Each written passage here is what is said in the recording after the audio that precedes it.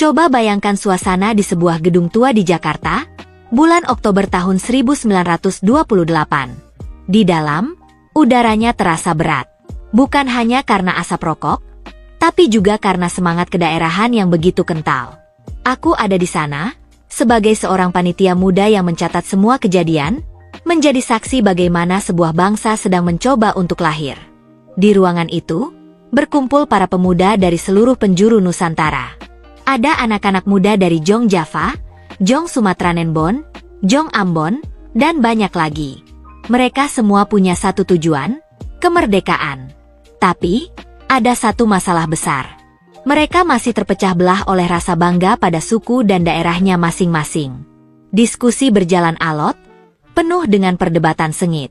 Rasanya seperti mencoba menyatukan sapu lidi yang tercerai-berai. Perdebatan paling panas adalah saat menentukan bahasa persatuan. Ada yang mengusulkan bahasa Melayu, tapi dianggap kurang berwibawa. Ada yang ingin bahasa Jawa karena penuturnya paling banyak, tapi yang lain takut didominasi. Ruangan itu penuh suara, tapi tak ada satupun kata sepakat. Harapan terasa menipis. Di tengah semua itu, aku sering memperhatikan seorang pemuda bernama Muhammad Yamin. Ia tidak banyak bicara di depan. Ia lebih banyak mengamati, mendengarkan, dan menulis di secari kertas. Ia sepertinya sedang merangkai sesuatu dalam diam, mengumpulkan kepingan-kepingan semangat yang berserakan untuk dijadikan sesuatu yang utuh. Malam puncak kongres pun tiba, dan ruangan masih terasa tegang. Saat itulah, sebuah momen ajaib terjadi. Yamin bangkit dari kursinya, bukan untuk berpidato, melainkan untuk berjalan menghampiri ketua kongres, Soegondo Jojo Poespito. Ia menyerahkan secari kertas yang sudah sedikit lecek. Soegondo membaca tulisan di kertas itu.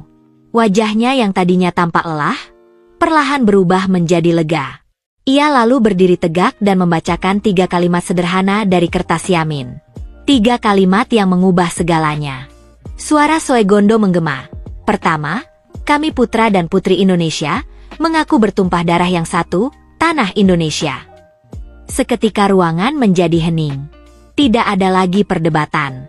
Kedua, kami putra dan putri Indonesia, mengaku berbangsa yang satu, bangsa Indonesia. Getaran mulai terasa di seluruh ruangan.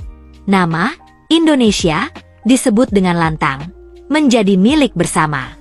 Ketiga, kami putra dan putri Indonesia, menjunjung bahasa persatuan, bahasa Indonesia. Inilah kuncinya. Yamin dengan cerdik tidak menggunakan nama, bahasa Melayu. Ia memberinya nama baru, rumah baru yang bisa diterima semua orang, bahasa Indonesia. Seketika itu juga, tepuk tangan membahana memecah keheningan. Semua orang berdiri. Aku melihat pemuda dari Jawa, Sumatera, Ambon, dan daerah lainnya saling berpelukan. Banyak mata yang berkaca-kaca karena haru. Malam itu, mereka tidak lagi merasa berbeda.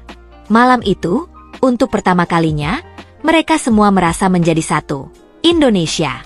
3 kalimat sederhana itu kini kita kenal sebagai Sumpah Pemuda. Sebuah ikrar yang lahir bukan dari angkat senjata, melainkan dari kebijaksanaan dan kebesaran hati untuk menyingkirkan ego demi tujuan yang lebih besar.